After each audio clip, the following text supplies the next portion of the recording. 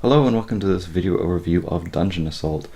This is a cooperative game for 3 to 6 players, and the way this game works is it's kind of got a campaign mode to it. You choose a dungeon from a book, you run through it with a group of heroes.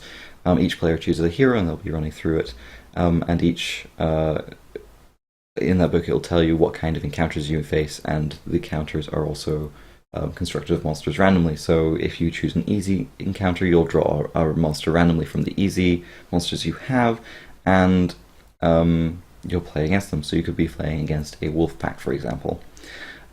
Each monster you fight will always be a monster group, and each monster group is always created of a leader monster and a bunch of these minion monsters, or sometimes it's only one, depending on what kind of monster you're fighting. So this could be the Wolf Pack Alpha, these could be the wolves, or this could be the Spider Queen, and this could be the spiders. This monster I got set up here is a two-headed ogre. So this is the main ogre, called Bunk, and this is the side ogre, called Clunk, or the extra head, called Clunk. There is some special abilities on all the monsters. And then once you have given the players their health pools and any other resources they have, so for example the mage has magic that she has to manage as well, you give the monster his health pool, and each player draws 5 cards and you're ready to play. You always give the leader monster to the player who's going to take the first turn, and the way this game works is a player will take his turn, and then if that player has the leader monster engaged with them, then the monster will take its turn. Otherwise, it will just go clockwise around the table. So if it was the warrior's turn, it would go to the monster's turn. However, if it was the rogue's turn, it would go to the mage's turn. So, for example, the current order of progression would be warrior, monster, rogue, mage, priest, warrior, monster again. So the monster can move around depending on who has the most aggro, and that's this little resource here.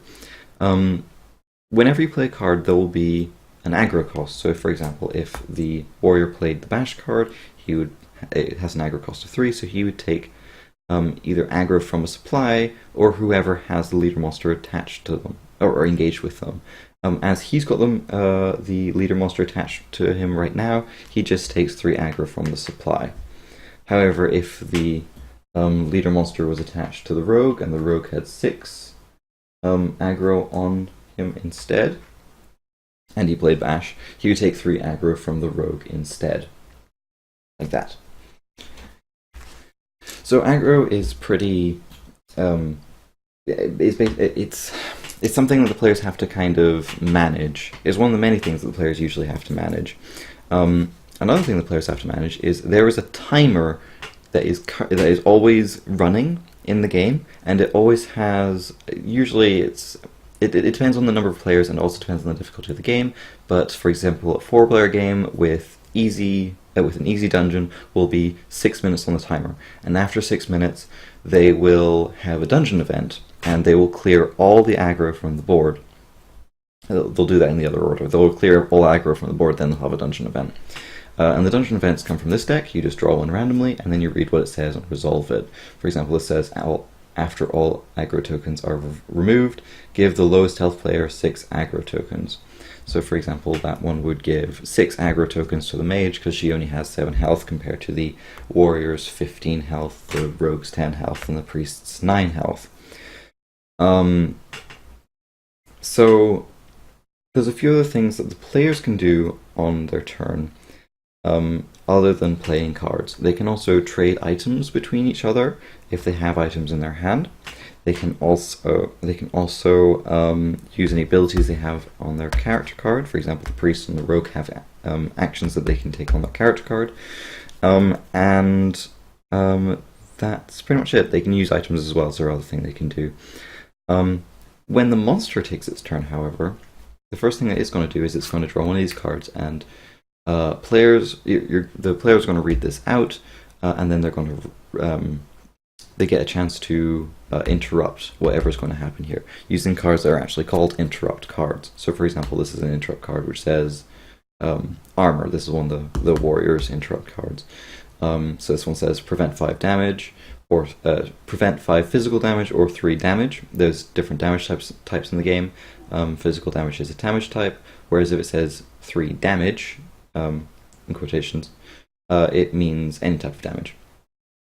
Then you would that you would take. So as Bunk is attacking the warrior, he could prevent the damage that he's going to take, and then he can draw a card for replacing that. Interrupt cards usually don't replace themselves afterwards, but the warrior is pretty good at protecting himself using these interrupt cards, and he will always draw cards afterwards.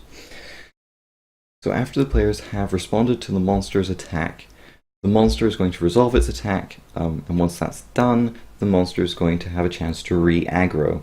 Now what does this mean? The monster is going to go after the person with the most aggro, but it'll only move if somebody has an aggro value difference of the aggro value on their card. So for example, if the warrior had 2 and the priest had 5, the leader would go over to the priest and start attacking him. Now, the minions will also re-aggro during this phase. They will have different rules for re-aggroing, but most of the time they will just, again, go after the person with the most aggro based on aggro value. The Clunk, however, has a special rule which says he'll always attack someone who is adjacent to Bunk. He'll always engage someone who is adjacent to Bunk, and he'll always engage the person that any monster chooses if they're given multiple options is the person with the most aggro, so he would go over to the warrior. But if there was a tie, say the mage also had 2 aggro, he would go after the person with the least health, so they'll start picking on people with low health if players are not careful. So that's pretty much it. That's the entire game. Some of the cards will have a timer based on player turns or monster turns, and these tokens will be placed on them until they run out, in which case those cards are discarded. When the monster runs out of life, the monster is defeated, and the players will get some treasure, and then they'll move on to the next encounter.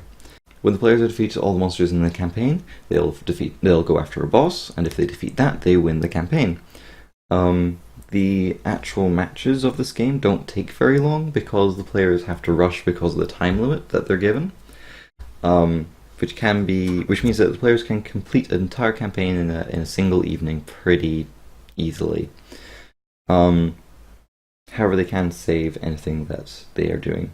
There is some things that are carried over between encounters, like how much health they get to remove is based on whatever the dungeon campaign book says, and sometimes they'll keep their decks and discard piles separate, so whenever they go through the dungeon they start getting exhausted because they start running out of cards in their deck. Apart from that, that's pretty much everything in this game.